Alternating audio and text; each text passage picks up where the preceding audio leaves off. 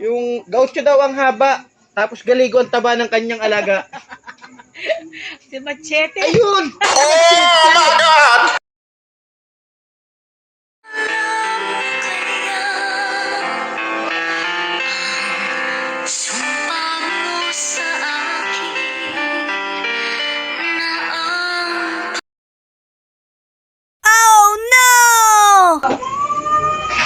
Bakit malungkot ka?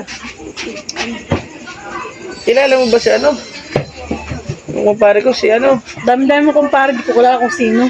Si ano? Si ano? Yung ba si ano? Yung gaucho daw ang haba, tapos galigo ang taba ng kanyang alaga. Si Machete. Ayun! Si Machete! Kasi asawa. Huwag kang magagalit ha. Ano? Huwag kang magagalit. Ano nga? Baka naman isipin mo, nababakla ako dun. Ay, ano nga? Hindi. Ano kasi asawa? Pinahiram ko baga ng ano? 5,000. Ba't kasi pinahiram mo? Kasi nung pumunta sa akin dito, isang araw nung nasa gumawa ka, naawa ko sa itsura, naiyak-iyak eh. Parang mabigat yung dinadala. Nagkwento pa ng maalaala mo kayang kwento ng buhay niya eh. Wala MMK. Oo.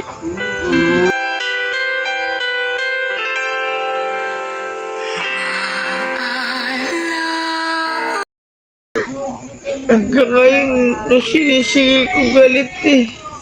Ay, I don't want peace. I want problems always. ay, anong gagawin? Pinuntahan ko nga. Oh. Ay, siya pa, galit. Sabi sa lamesa, ginaganon pa yung lamesa. Eh baka pag pinatulan ko, hindi ako lalo mabayaran. Ay, tama lang yun. Humingi ka ng pasensya.